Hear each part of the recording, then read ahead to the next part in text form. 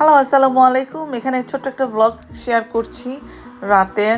আমার যদিও রান্নাবান্না ছিল, হঠাৎ করে দেখি ওদের বাবা, আমার মেয়েও বাইরে ছিল ওর বাবার সাথে, আসার সময় এই খাবারগুলো নিয়ে আসছে। আমি তো অনেক জম্পেশ করে খেজুরের গুড় দিয়ে চা বানাইছি, অনেক বিশাল একটা কাপে।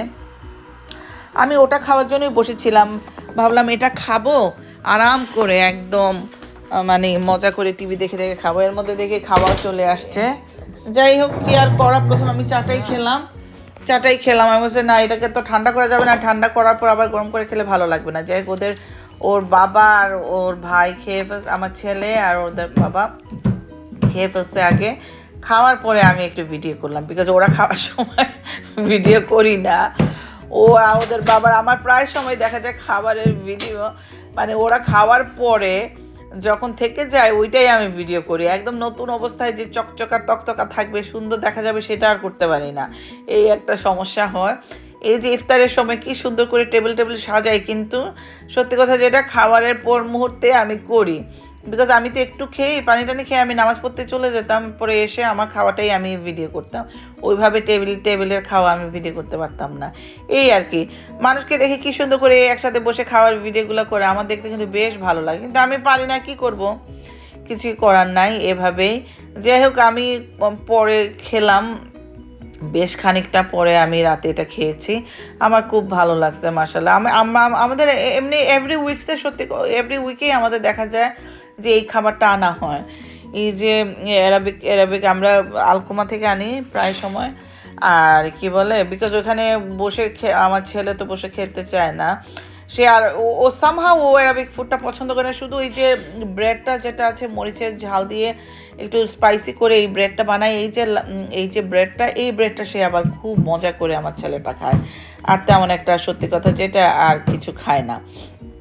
এই তো খাওয়াটা মোটামুটি আমি আমার প্লেটে কিছু নিলাম, আর এই তো মোটামুটি এখানে আছে তারপরে খাচ্ছি, বা আমার ছেলেও খাচ্ছে, যখন তার মন চাচ্ছে খাচ্ছে। আর আমার মেয়ের জন্য সে বিশাল একটা শর্মা আনছিল, এই যে উইথ ফ্রেঞ্চ ফ্রাই সহ বড় একটা ইয়ের মধ্যে। এই তো। আর যাই হোক, এখানে কি বলে, আমি খাওয়া দাওয়া শেষ করে আমার ছেলে বের হয়েছে, সে তো এখানে একটা কি বলে চেয়ার আছে এখানে, মানে চেয়ার, মানে হুইল দেয়া এটাতে, তো সে ইজি চেয়ারের মধ্যে খুব আরাম করে সে এখানে বসে। এটা ফেলে যাওয়ার জন্য এটা বাইরে রাখা হয়েছে, কিন্তু আর আসলে ফেলা হচ্ছে না, যেহেতু ও খুব পছন্দ করে, ও মানে এটা নিয়ে খেলা করে। তো আমিও বেরিয়েছি, দেখি এত সুন্দর চাঁদ, মানে যেভাবে দেখা গেছে আসলে ওভাবে ভিডিওতে আসে নাই। হ্যাঁ, তা আমি গুনগুন করে গান গাচ্ছিলাম, মানে এত ভালো লাগতেছে।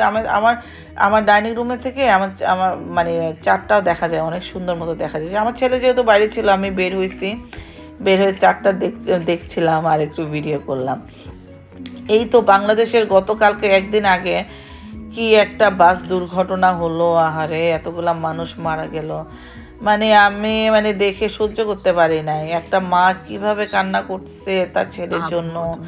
মাটা ডাক্তার, তার ভাইকে হারাইছে, মাকে হারাইছে। আমি যতবার ভিডিওগুলো চোখের সামনে আসে আমার চোখে দিয়ে পানি আসে। আল্লাহ সবাইকে বেহেশত নসিব করুক, আর সবাইকে ধৈর্য ধারণের ক্ষমতা দান করুক, এই দোয়াই করি। আসলে মৃত্যু যে কত আমাদের কাছে, এটা তো আসলে আমরা বুঝতে পারি না। হ্যাঁ, এসব মনে হলে বুকটা একদম শূন্য হয়ে যায়। আল্লাহ সবাইকে হায়াত দারাজ করুক। সবাই এই এত বিপদ বাংলাদেশে, আমি জানি না এত ঘন ঘন এগুলো হচ্ছে দুর্ঘটনাগুলা, একটার পর একটা। আল্লাহ সবাইকে হেফাজতে রাখুক। আমরাও আছি দূর দেশে, সবাই ঘর থেকে বের হইলেই তো আসলে লাইফ ইজ ভেরি আনপ্রেডিক্টেবল, কখন কি হয় কেউ আমরা জানি না। আমি নিজেও গাড়ি চালাই সব সময়। আগে এত ভয় লাগতো না, ইদানিং আমি সব সময় পড়াশোনা করি, গাড়িতে ওঠার আগে বা গাড়িতে বসেও আমি পড়াশোনা করি। হয়তো বা নিজে ঠিক মতো চালাচ্ছি, হয়তো বেপরোয়া অন্য গাড়ি চালক, মাথা টাথা ঠিক থাকবে না, কখন কি হয় ঠিক না। আসলে একটু পড়াশোনা করা উচিত গাড়ি চালানোর সময়। যাই হোক, আল্লাহ সবাইকে হেফাজতে রাখুক, সবাইকে বিপদ আপদ থেকে বাঁচিয়ে রাখুক। এই তো, সবাই সবার জন্য দোয়া করবেন, সবার জন্য দোয়া থাকলো। এখানে আমার ছেলে খাওয়া দাওয়া করার পর, ব্রেড খাওয়ার পরে সেখানে ক্যান্ডি ক্যারামেল ক্যান্ডি কয়েকটা ছিল, এখানে কি মজা করে খাচ্ছিল, আমার এত ভালো লাগতেছিল দেখে আমি যাচ্ছি একটু ভিডিও করি।